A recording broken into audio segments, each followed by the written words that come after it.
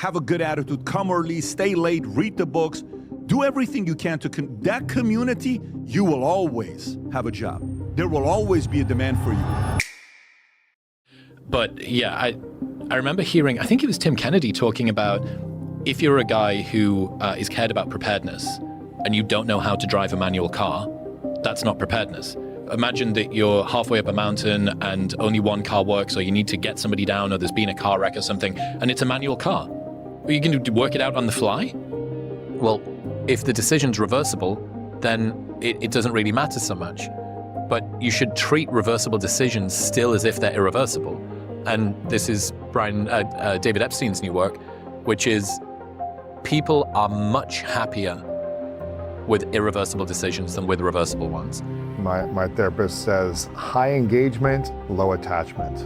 You know, be fully engaged and passionate and excited about what you want to create, but not attached to the Don't get result. attached. Yeah, so Absolutely. Absolutely. I think in other times we need to be kind of shaken awake, and somebody grabs our little camera and changes our camera angle to look at a situation differently. I want to be woken up like that in every possible way. And I think that's what we all need.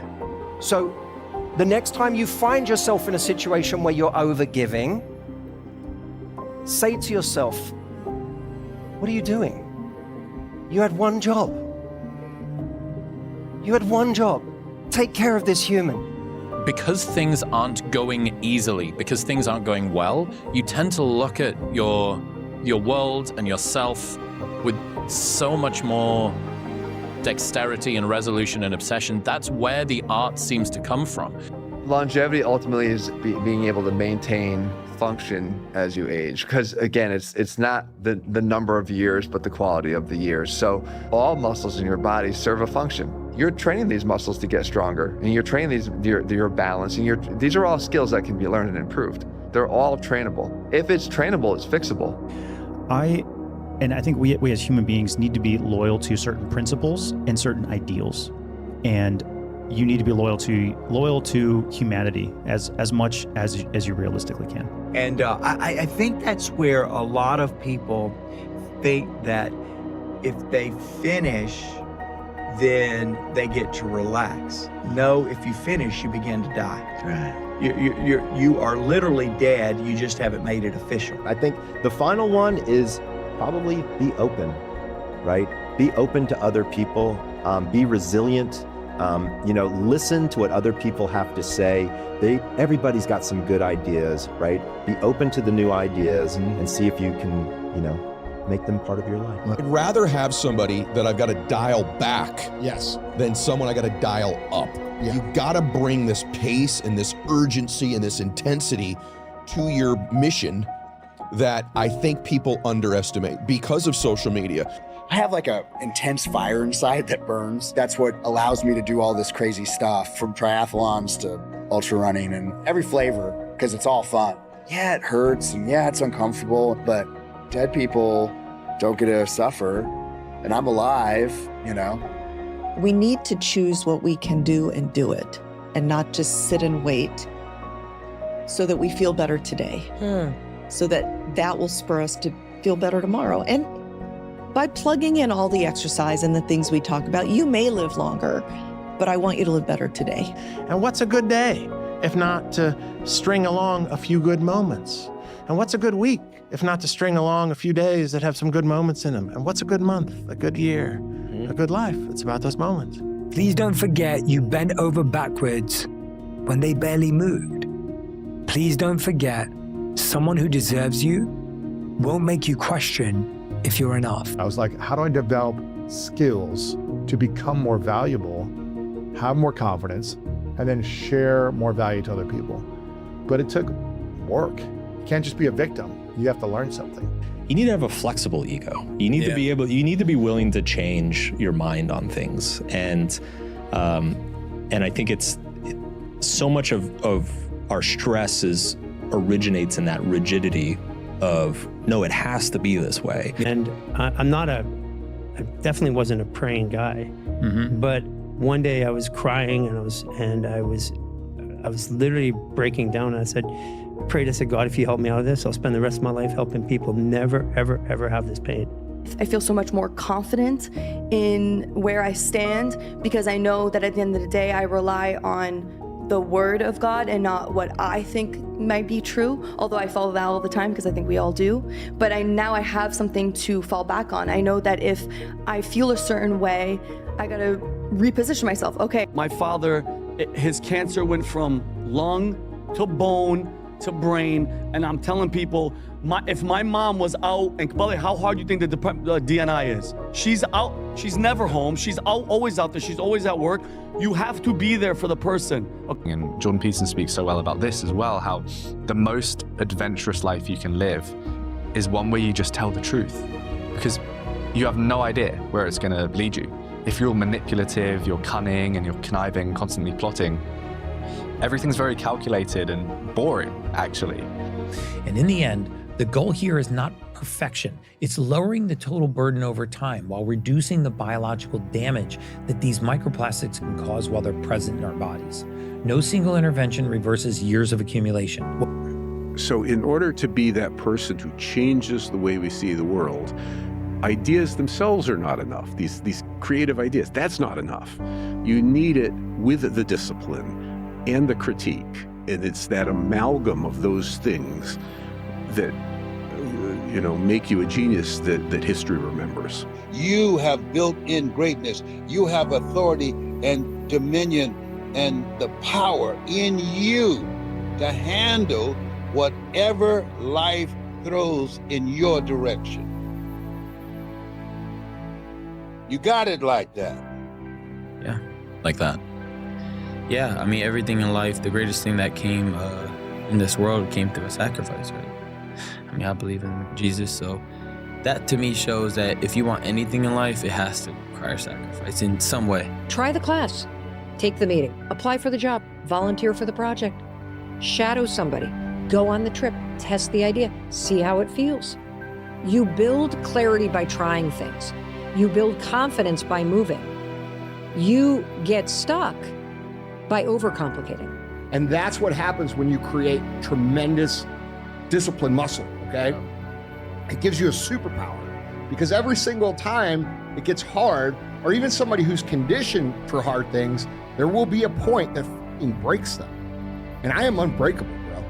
I am unbreakable at this point in my life.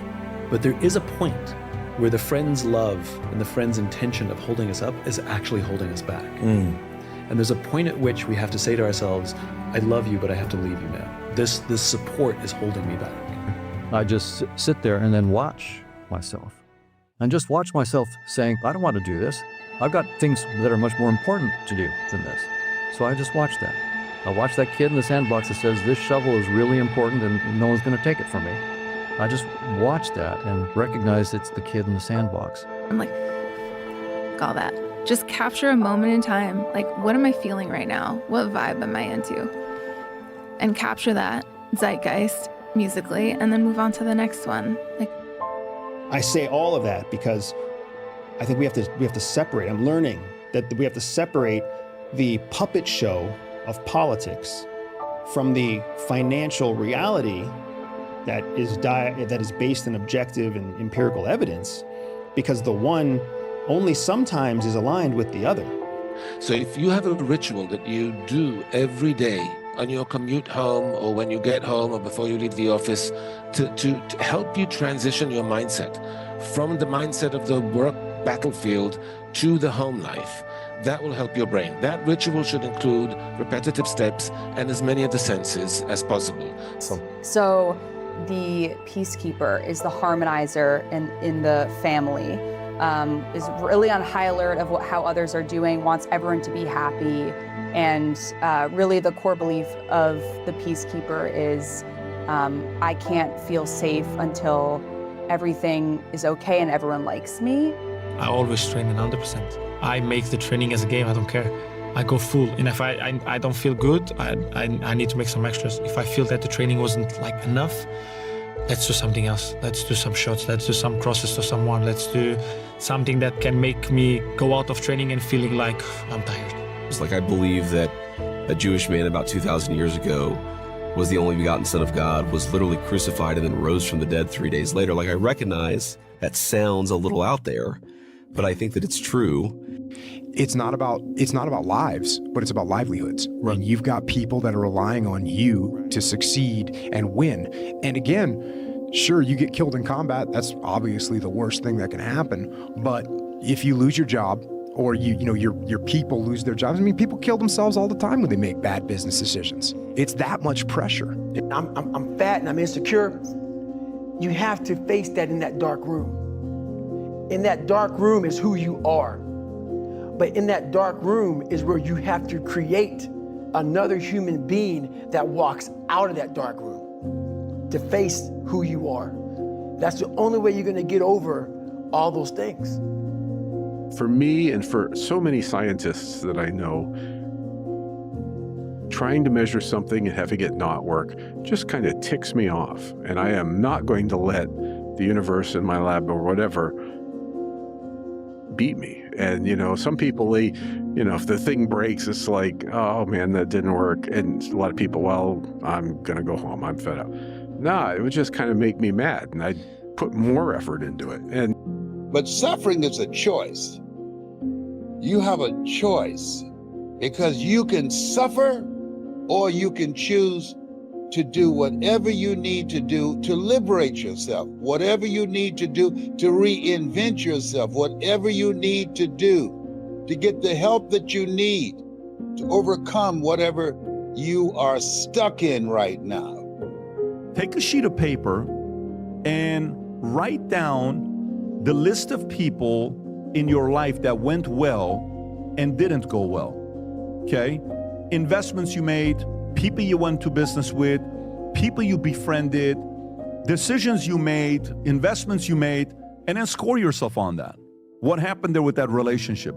The parting words are, regret is part of the human experience. It's one of the things that makes us human. Everybody has regret, and you have a choice. You can ignore your regrets, or you can wallow in your regrets, or you can confront your regrets. And when we do that in a kind way toward ourselves, it makes us better. We get more out of life. We deepen our relationships. We find a greater sense of meaning, and we don't waste our precious time on this planet. Goodness, I think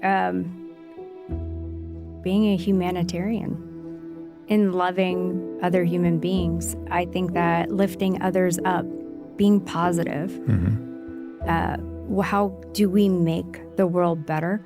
And how do we leave the world a better place than we found it? I think would be really a life well lived. Whatever I'm worried about right now, I am a human being who apparently has consciousness on a blue rock in the middle of a universe that is massive, Look, there are things that happen in our lives that are stressful, but we are little organisms on a rock in the middle of a massive universe, and I think we forget that. So just take a breath, get perspective, go into nature and realize it's gonna be okay. When I wake up, how I woke up was intentional. Not on the phone. Not on the phone. And I'm breathing things. I'm letting, that inner wisdom just kind of flow me through the day. You know what I mean? I'm on track. When it's like that, it's hard to surprise me because I've been paying attention to everything. I heard somebody who wants to change, but I didn't hear a person who has made a decision to change. And it's a very subtle distinction. But this is the difference between staying stuck and spinning your wheels in a mental loop and getting yourself unstuck and breaking free and making a decision to create a whole new chapter in your life. But the one thing that I can control is how fucking hard I go and how well I control the things that are within my control. And I am willing to bet that there are very few people on this fucking planet that are more in control of those things than I am. And that's when I say, like, hey, you might be beating me today, but this is temporary. You should enjoy it today because eventually I'm going to pass you because I understand who I am now. I'm a better problem solver. I'm a more, people say resilient person. I'm a more anti-fragile person. I believe that there are so many advantages that I've had having a disability just completely in my mindset and the way that I approach life, that's the balance. Humor isn't the balance. The balance is, how can I flip the script on this and make it something that's positive? And what I've found is a lot of the best founders that I look up to, they've had tons of moments where the entire outside world is like, go do this thing, you need to improve something. And they just put blinders on and they completely ignore everyone. And they go do the hard thing that they know is actually going to fix the problem long term. And then 6 months later or a year later, I mean, hell, sometimes it's 10 years later, they're right. Well, I've had a lot of real jobs. So like, I know how lucky I am that I get to do this for a living. So like when things can be a little mentally challenging in my like pretend job, it's easy to go to that and just like kind of find gratitude. And for me, gratitude helps my discipline. My big daydreaming goal when I was starting comedy was to headline Bridgestone.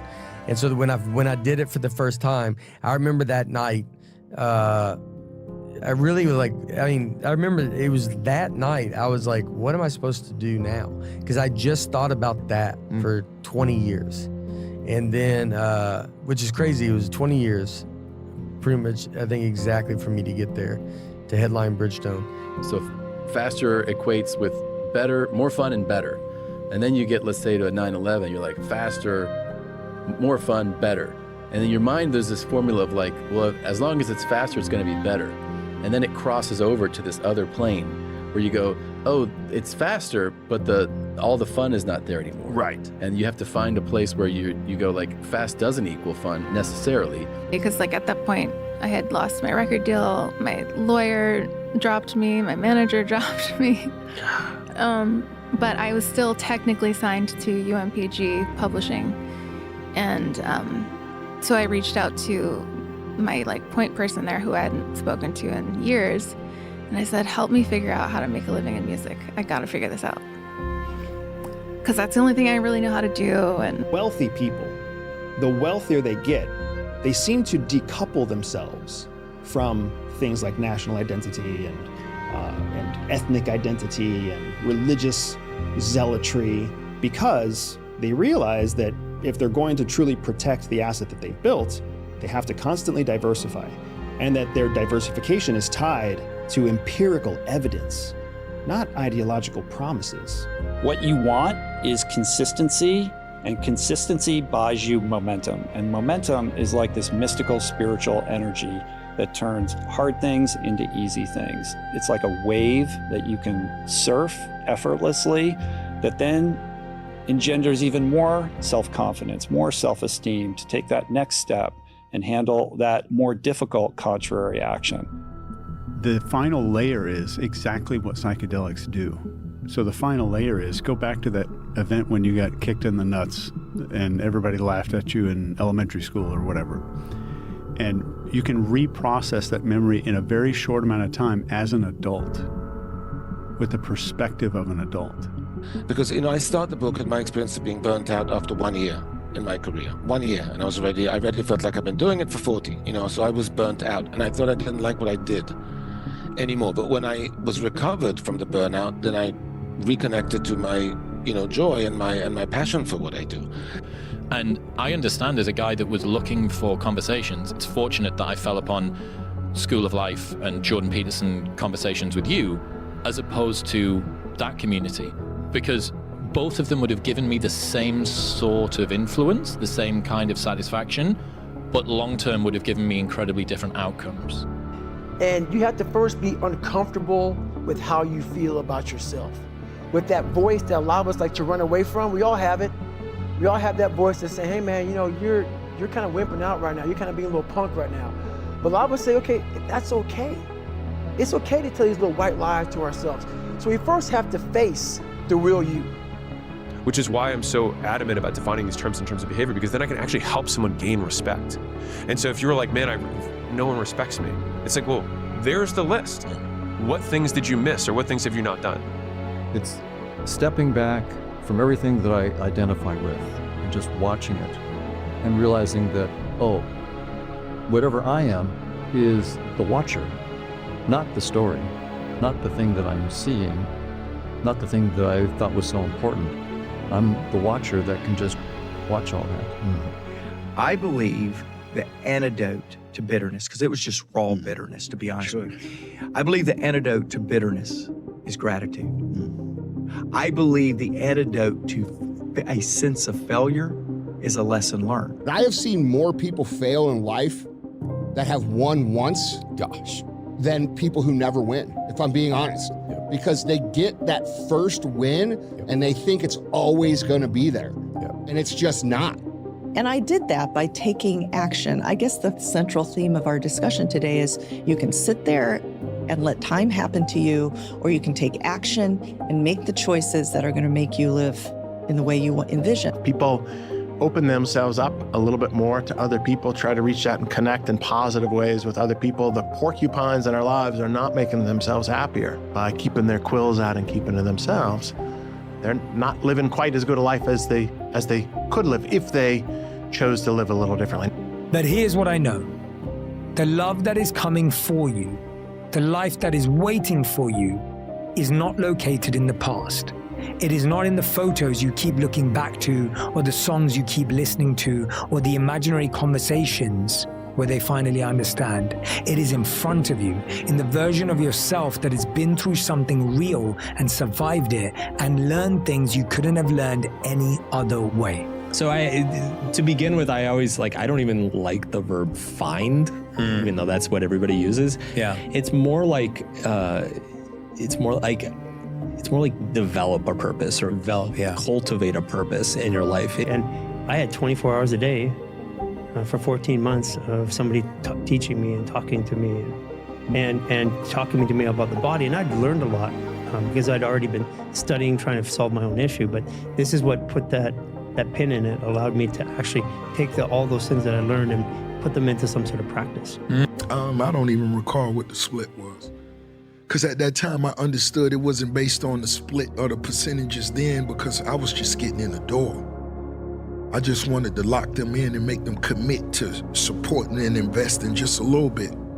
And I knew once I released the music that I was capable of making, the big money would come into play. No revolutionary speech, Pat. No rally cry. No stand firm on principle. Just free me, free me.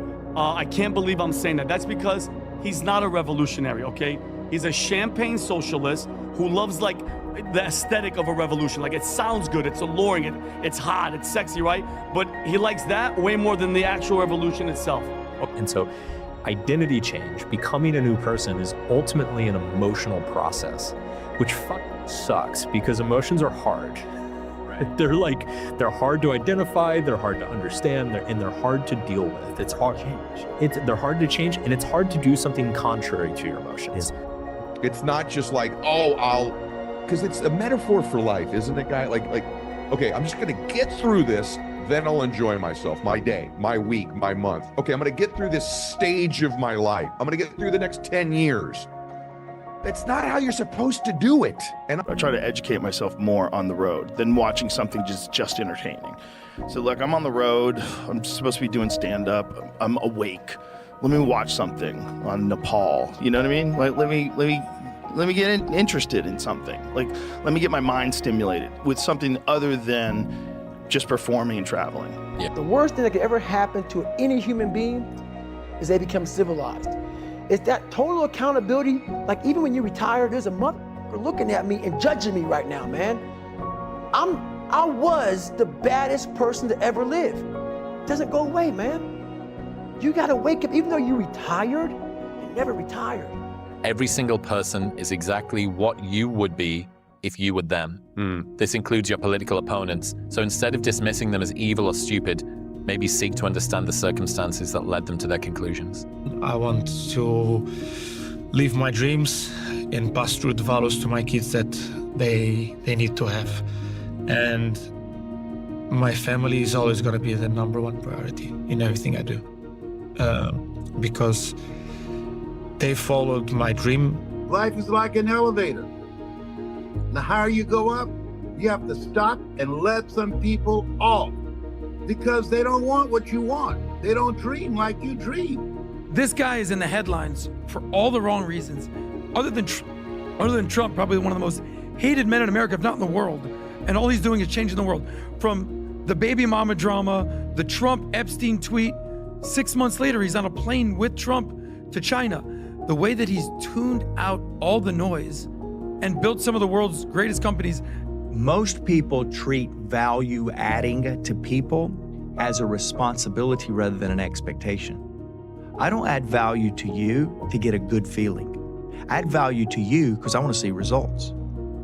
There is a leadership perspective to adding value, that not a feel-good perspective, not a people-pleasing perspective. I don't add value to you for it to be popular. I add value to you for it to be effective. That coming from nothing and having that fear of losing it all is a fucking gift. That is a gift. You just don't realize it because it causes you anxiety. But it doesn't actually cause you anxiety. It causes you to go hard. It causes you to keep working. It causes you to keep building and thinking bigger and bigger and bigger. And that is the greatest insurance that you're going to have against losing what it is that you have. What did you let atrophy? What parts of yourself did you set aside to make room for the we? Friendships you let drift, interests you abandoned, ambitions you quietly shelved, the parts of you that existed before them and are still there waiting. You don't casually leave a business. You don't casually move somewhere. You have to make a decision. You make a plan, and then you take the actions. And that's what helps you achieve the things that you want. I'm not saying you're going to do it with a smile. I'm not saying that you're not going to go home and cry. I'm not saying that you're not going to have a breakdown. But when you're done, you're going to get the fuck up and you're going to keep moving. If you can become that kind of person, dude, you can't beat that kind of person. You just can't do it. I actually found out that, for me at least, and I think it's for everyone, support networks are useful because you feel like you owe these people something once they commit to you, right? It creates a debt of honor, effectively. So you want to get better yourself because they've invested in you and they believe in you. I think that's happening for everyone who has support, whether they see it. You don't want to let them down. I was like struggling to get out of bed every morning, and I'm sitting there, I'm telling myself, I'm like, this is the best thing that's ever happened to me. I'm killing it. I'm like, my book is everywhere. I'm getting invited to all these amazing countries. I mean, it's astounding the level of success in that. And yet I'm like, I'm feeling lost. And what it took me a little while to realize is that, you know, once you achieve, probably the quickest way to kill a dream is to achieve it. I mean, you can visualize a lot of stuff. And then I think when you can easily visualize something, you're like, and then the doors start opening in that way, then you go, that's the direction you need to kind of head in. Where if you want something else, but you're having a hard time visualizing it, then you're probably forcing. And that's probably not the direction you need to go in. You need to just, like, you just kind of follow the lead. But what if the current thought of how to make the body perform better is to pour more on, more power, more performance, more hormones? What if instead of pouring more on, we just reduce the friction? Yeah. And so what we're doing with fascial maneuvers is reducing the friction. And when we reduce the friction, all those muscles, tendons, nerves, bones, everything organizes and works better. Everybody's not great at being a personal brand. You know, everybody's not great or meant to be up front, leading the charge. So sometimes it's best for certain people to fall back. But in my situation, me being the voice of the brand is always a great thing. Right now, I have over 30 plus partnerships. I'm celebrating 20 years in the game, and I'm still excited about the music. But my God, if they get in the way and they play politics, they become the CEO's #1 enemy because they create problems that don't exist. And then you know what happens? There's noise. If there's noise, what do? You lose speed. So, but I realize that comes with a lot of uncertainty, in the sense that you could totally have a 180 spin moment in your life because you're like, oh, well, wait a minute, I kind of believe that's true and that's kind of not. Now, I prefer living like that because I think it leads to new learning and curiosity and change and transformation, which I think are actually better than just pretending to agree with something. I feel like, you know, it was all my fault, basically. All the failures that I've had, I realized were my fault for being, you know, lazy or not putting in the effort and the grind. And yeah, so I wasted a lot of potential. I had so many huge opportunities when I was younger in the music industry, and then I kind of just was like, oh, this is too much work. I need to rethink the idea of I need to protect my children by protecting my children, to I need to protect my children by protecting the middle class that makes the future for my children possible. I think we have a question in front of us. If we want our country to continue to persist and succeed, to defy the odds and push humanity to new heights, we can do that, but only if we get involved in the process and refuse to let that slow decline we've been experiencing continue to be exacerbated. To find luck, the best luck, if you have the balls to make failure your friend, those lessons in failure is what separates Elon Musk from the rest of us. Fail, learn, fail, learn, fail, learn, fail, trillionaire. I need like perfect placement of the shin, the knee, the pressure, the hips, everything's in place, the control of the arm. It was a done deal from the moment he started his movements. Yeah. You know, that to me is like, that's just as beautiful as any painting that anybody's ever made. You need to be precise with your speech, all of this stuff. And that, for me, has been one of the biggest growths that I've seen over the last 4.5 years. I've really zeroed in on what it is that I believe.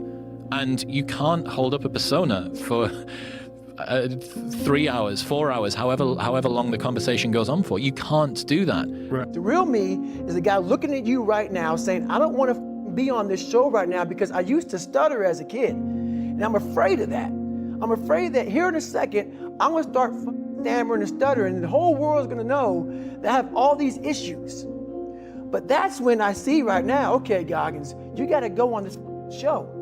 And so I remember I was like, I'll go with you, dude. And it's a tiny act where that sacrifice gains respect from the whole group because that micro benefits everybody else for not having to go through it.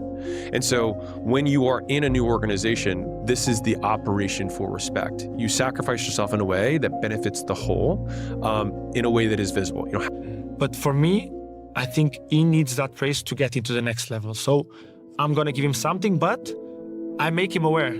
I've give you something, but I'm expecting something more from you. It's like my dad giving me like, you need to be better, you need to do more, because he knows I'm capable of more. And this is why I demand from the players. I demand, I'm very strong on them because I really believe in them. I'm in alignment with the purpose and the meaning of why God chose me out of 400 million sperm. And you were chosen too. You need to know what it is you're supposed to do. Who is it you're supposed to be in this moment in your life? And the last thing for the young people, one thing is universal. I've never been so convinced of this. Skills pay the bills, degrees pay fees. Straight up. Talking about, I would say keep your costs low, your flexibility high. Wow. And I'm just going to tell you that I could talk about that forever, but most of the time, I would tell you great leaders are not better than what they already are because they have not learned the art of letting others be better than them. That is who the f*** I am, okay? I am built to fight that battle. I am built to build, I am built to create, I am built to become, and I am built to progress down the pipe. And I'm a fucking warrior at it. And if a warrior doesn't have a war, they don't have a purpose. And if you don't have a purpose, you're gonna lose and you're gonna be miserable your entire life. He said, surgery is 30% of your journey, and your surgery went exceptionally well. I did a great job. You got great tissue in there, joints very healthy. He said, 70% is going to be how dedicated you are to your post-operative rehab. And the more defensive I feel, the more I take notes and slow her down. Because I think the one thing we've discovered is that the masters of relationships, the ones who are happy and stay together, really seem to have a motto that when your partner is upset about anything, the world stops and you listen. I knew I had to transform and become the best I could because, dude, I was honest with myself. I knew that I wasn't good. I'm not good enough to compete. I'm not good enough to compete. That's what you guys got to understand. I'm not good enough to compete unless I'm the best that I can be. It doesn't necessarily mean that everyone could have gone through what I did. I don't think they could have. Maybe not. But I still think everybody underestimates what they're capable of, generally speaking. I think this is a real important time to minimize the amount of time you're online. Yeah. This is, as things get squirrelier and squirrelier, check in every now and then, but don't allow yourself to be looking at that goddamn thing all day. Yeah. The brain is a processor. It runs programs. And if it can't figure out the program, it just keeps running. That's the circular thoughts. That's not an intelligent action. That's an unintelligent action. It keeps trying to figure it out, even if it can't, forever and ever and ever. And that's the key point. I can look at my emotions and realize I'm watching the emotions. I'm not the emotions. I'm the watcher of the emotions. You have the ability to step back. And for most of us, that's sort of a surprise. I mean, Yeah. I think I just turned 40, and I think that also has something to do with it. Because I'm just like seeing the end. Like, what am I doing here? Just like torturing myself with all this pressure and not just like having fun and being creative and throwing it out there, you know? So I'm already doing that. I'm already having more fun. And so we have a weird mental setup that people now expect to be taken care of by the state, and that's suicide. If we implode in 9 years, what are you going to do? By welcoming that degree of heightened resistance into my life, I actually am setting myself up for a path of least resistance, because it is there where nobody else is that you're going to be able to do your thing unfettered, to grow, to evolve, to change, to fail, to learn, and to improve in a way that is setting you up to distinguish yourself. Well, and partly the reason that there is provocativeness, especially from women in relationship to men, is they want to test them out. It's like, can you hold your temper when someone's bothering you? Well, why would a woman want to know that? Well, maybe she doesn't want you to snap and hurt her kids. And so how is she going to find that out? Ask you? Well, you're going to say, well, I'd never do that. It's like, never, eh? Let's find out if it's never. That, and even if you don't believe it's the greatest country on earth, and even if you see it for all its faults that it has, you appreciate the fact that in this country you have freedom. And so you can kind of fight for that no matter what you're thinking about. You're fighting for freedom. You're fighting to protect your family. But gratitude is very important. And if you can actually appreciate where you are and what you're doing, even if you're not doing what you want to be doing, you're going to look back on these days if you're successful in life. And you're going to look back on the days when you're kind of struggling, like, wow, like I was finding my place in the world then. Those are exciting times. If you could. Every day you have to do this because why? When you stop doing it, you don't just maintain it. If you stop shooting a gun, you're not going to be a great shot if you pick a gun up a year from now. The only way to keep from getting rusty is to constantly oil that machine. The machine is this. You got to keep challenging it every day. But I think that what is not talked about enough is basically the cost of switching desires. Like you're switching wants, and the amount of time and effort that gets wasted in the loops of making the decision and then yearning for the cost of that decision that you already said was worth it. But for me, it was like, I wasn't like, I will fix that. I was like, I'm gonna be the magic powder that's gonna solve all the problems. But I really knew that this club had something special, and for me to join it was like, I can be part of something that is gonna become great again, and I still believe that. And I don't know you, but here's what I know about you. You got something special. You got greatness in you. You were deployed. You were sent here. There's something in you that the world needs. I served you notice today. And you know in your heart of hearts, I'm right. And then another person says, what did you say? Wait till my cousin shows up. 30 seconds later, cousin shows up. You're like, dude, I'm sorry, man. I don't want to say anything. Yeah. I fought both types of people, okay? And the one that the cousin shows up, you always respect. What are you learning right now, and how are you applying it? And man, the people that pause on that slow on that don't give me anything on that, it is not a yellow flag, it is a red flag. Like, bro, you know, people think that I'm some sort of like smart person. I'm a fucking idiot, okay? I'm just a guy who is smart enough to learn from his mistakes and tough enough to continue to fucking move down the pipe. That is it. Please stop making excuses for them in your mind. Don't forget how small they made you feel. Don't forget they had every chance to choose you. We were two ships passing in the morning and the night and arguing about who didn't go to the grocery store and that no matter what I do, it's never enough. Yeah, you have to build in rituals of connection in the relationship. Build in times that you can count on having your partner's ears. But when I can like name it and I know who's talking to me, it's real easy for me to be like, no, fuck you, dude. Like, I'm not fucking doing that.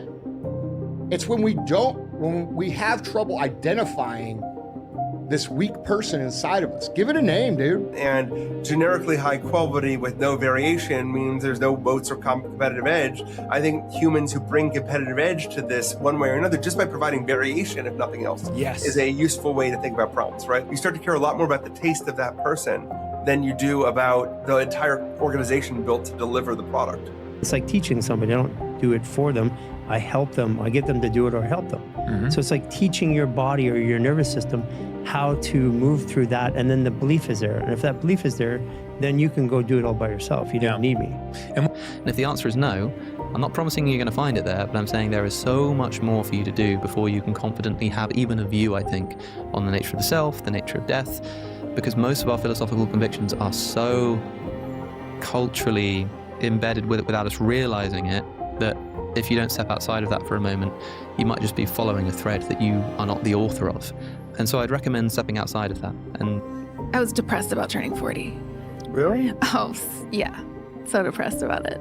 But I think it's because I didn't feel like I was like present during my childhood, and I mean, I was working a lot. And so it was important for me to get it off my chest and be at a point now where I feel like I can accept that I'm 40 and actually enjoy it. And so that kind of stuff really, I think, begins to reveal the game. And the game is you will not win in this environment if you do not own assets. All of that is irrelevant.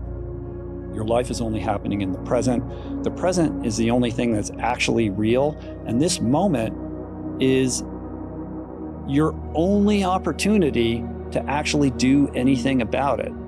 You naturally don't sit and really all the time grieve with your partner. You do, but there's so many moments throughout the day where you guys are feeling different emotions. One's at a 10, one's at an 8, and it's not each other's job to balance it out.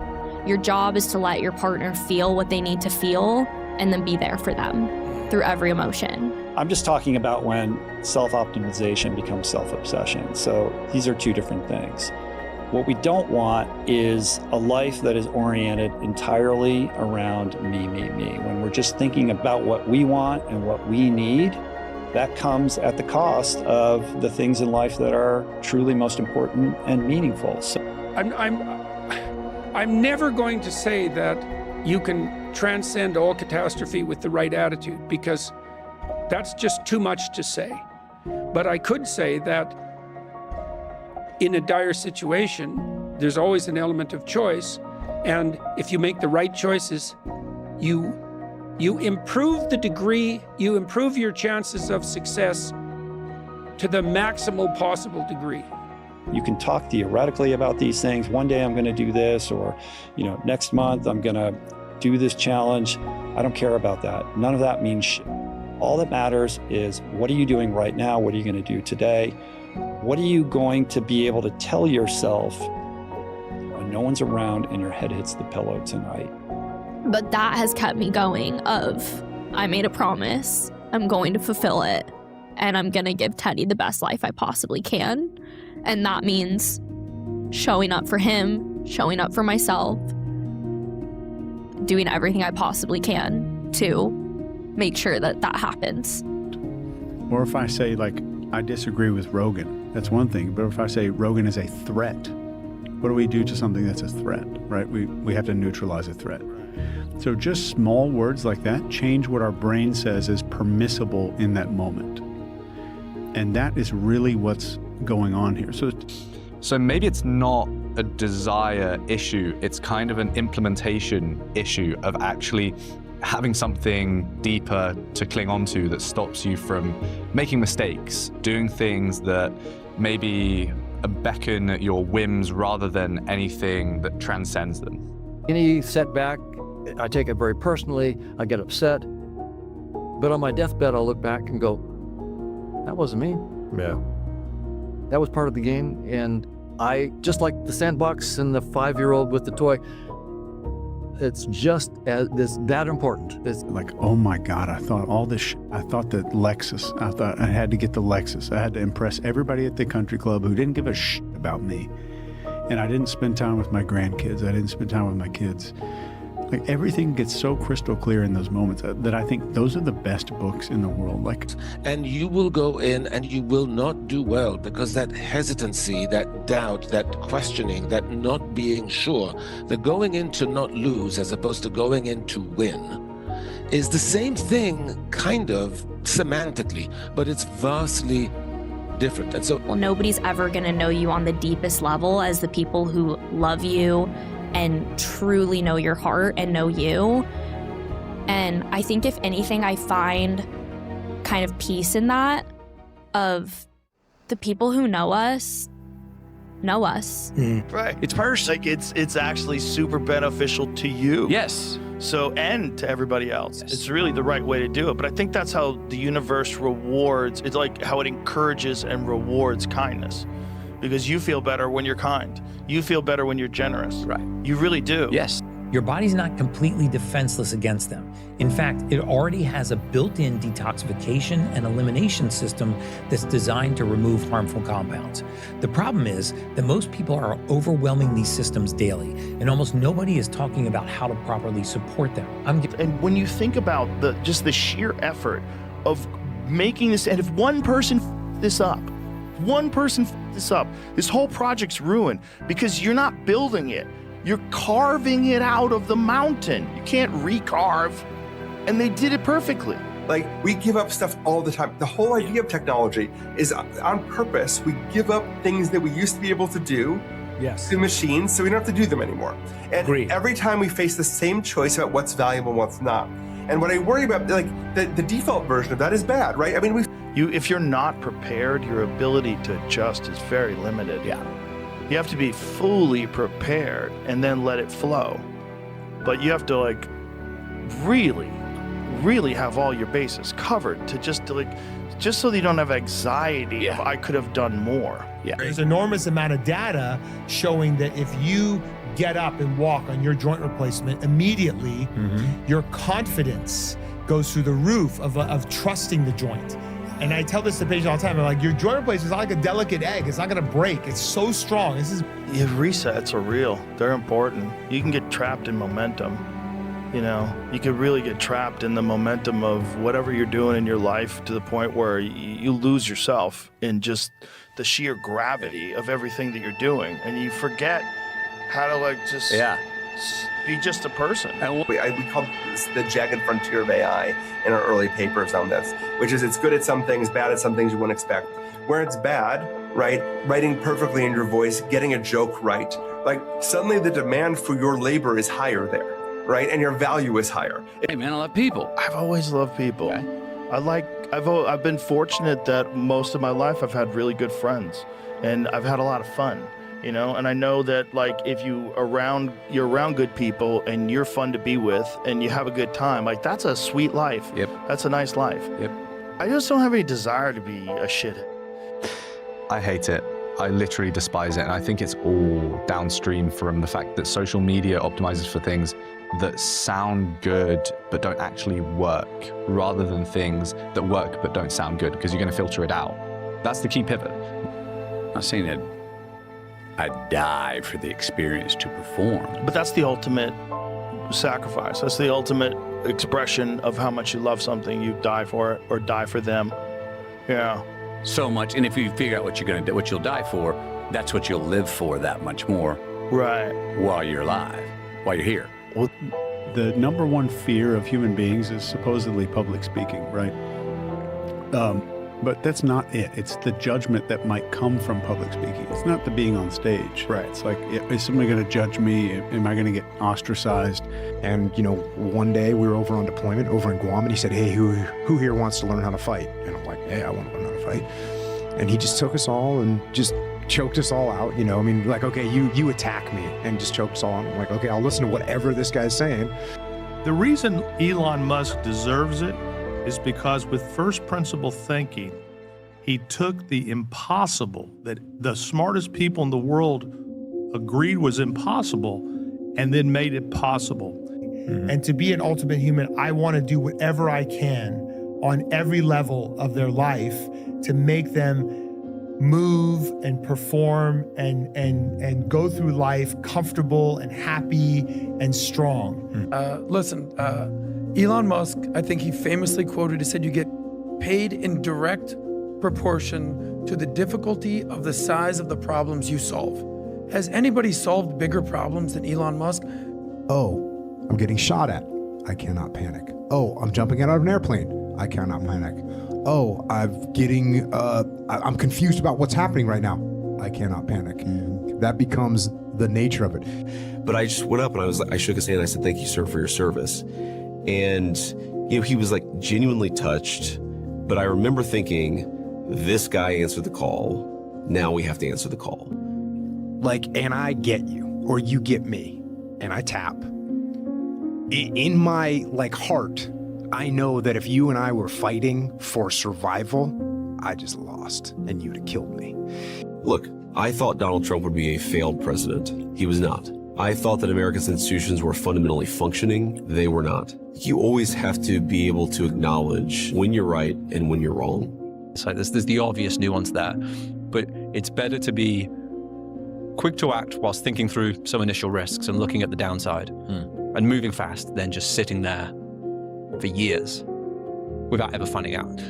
How do you do things that you don't feel like doing? All this is to say is that behavioral change is primarily an emotional problem, not a rational problem.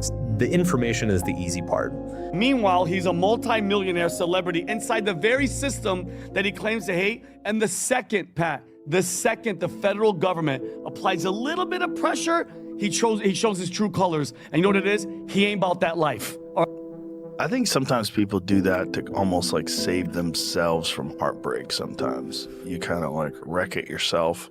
So it's like making fun of yourself before anyone else can. I think that we act according to our intuition and our emotional impulses all the time, and then we rationalize them after the fact, and then we debate about who was right and wrong. And it's just, thoughts are very all-consuming when they're loud, and they're very believable.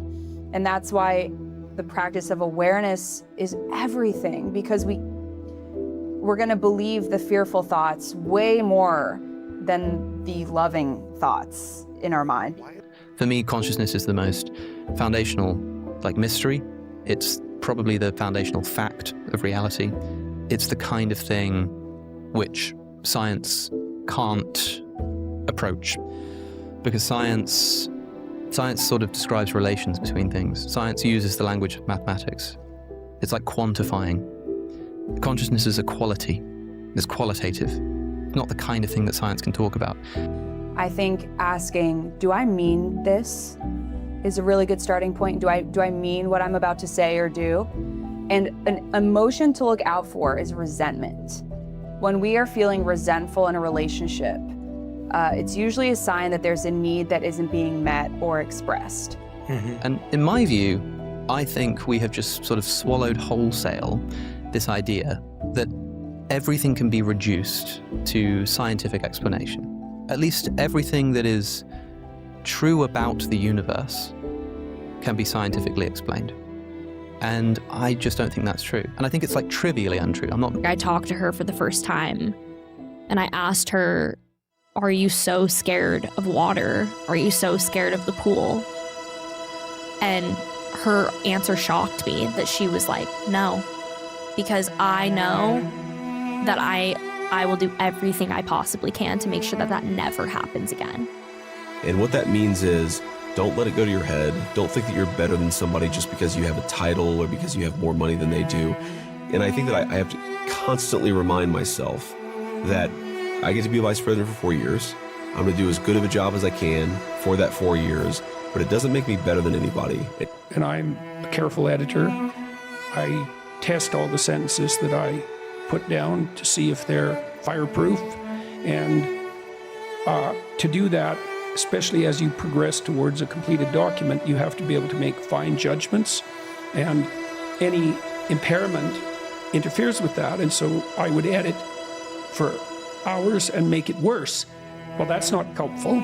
Our goal is to walk within an hour of the surgery. There's enormous amount of data showing that if you get up and walk on your joint replacement immediately, your confidence goes through the roof of trusting the joint. And you can smile at them in the same way that if you look back at your 5-year-old child in the sandbox and how their world fell apart when someone stole their toy, and you realize, I completely fell apart, and that was so important to me, and it was trivial. It was absolutely trivial. It's like the cursing is what I think, like, it's just, that's what, when people hear that, either they check out or they're like, he's dirty or he's this or he's that. And so if you're in control of it, just be in control of it. It's not saying you don't have to curse, but it's where is it and when is it? Yeah. SpaceX, they said the rockets were too expensive. The rockets cost X. Guess what Elon Musk did? He deconstructed that and he said, what about this? What about if I build my own rockets and instead of being 10X, it's X? That's why it works. That's first principle thinking. I always say this, I'm in the ticket selling business. You're in the ticket selling business. We sell tickets. So it's you kind of take stuff out of, like, you know, the hands of Hollywood in a sense once you're in this ticket selling business. Like, that's my relationship with the audience is you buy a ticket and you come see me. So many comments, and it's true. He's never going to have the same parents Trig has. We are fundamentally changed by this, but I will be even better. And I think I almost took that as motivation of, I will give him the best life I possibly can. I will be the best mom I possibly can to him. I believe live experiences are going to go, that's where it's at. That's why I think stand-up comics are in a terrific spot, because you can't AI a live performance. Right. Bias for action is a big deal. Yes, right. 100%. Having a bias for action, and it's the advice hyper-responders thing, where most people, on average, most people probably need to think more. They probably need to be less rash, more rational, more considered and considerate when they go and do stuff. But there's a small cohort of people, mostly the sort of people that listen to podcasts like Senra's or this one, who don't need to hear that. They actually need to hear the opposite message. Every great line, every beautiful image, every moment of connection and tenderness and electricity cut together to make you want to see the movie. The trailer for a mediocre film can make it look like the most important cinematic experience of your lifetime. If you've just gone through a breakup, this is what your brain is doing. It has cut a 3-minute trailer for a 2-year relationship, and you have watched that trailer so many times that you've started to believe the trailer is the relationship. That's why I think this system isn't working, because people want to talk to expert operators. They don't want to just talk to somebody that's just like, hey, I got an MBA, let me tell you what you need to do with your business. Like, no, have you ever built something? Yeah. Have you ever sold something? So I think the consulting challenge is going to be who's giving the advice and what type of success have they had in their lives. I think that's the challenge. Agree to disagree. That's okay. That we can still do that in our culture. But also it's okay to change your mind on some things. You don't have to be further shoved into the echo chamber on this is exactly what I believe about abortion or birth control or marriage or immigration or whatever, any of the controversial subjects of our time. You can have your mind changed, and you can then share that journey with other people, and they might too. We know what we have to do. The managers is prepared for us for that. I demand that. At least. I don't care who you are. We've been a full week preparing the training, the game for this. This we need to know how to do it. Then if you can make a pass, or you can make a goal, or you can make a tackle, that's different. That's the qualities I need from each one individually. His will to power was more his insistence that a human being is an expression of will rather than a mechanism of self-protection and security. Like, he thought of the life force in human beings as something that strived not to protect itself, but to exhaust itself in being and becoming. It's like an upward oriented motivation drive even towards meaning.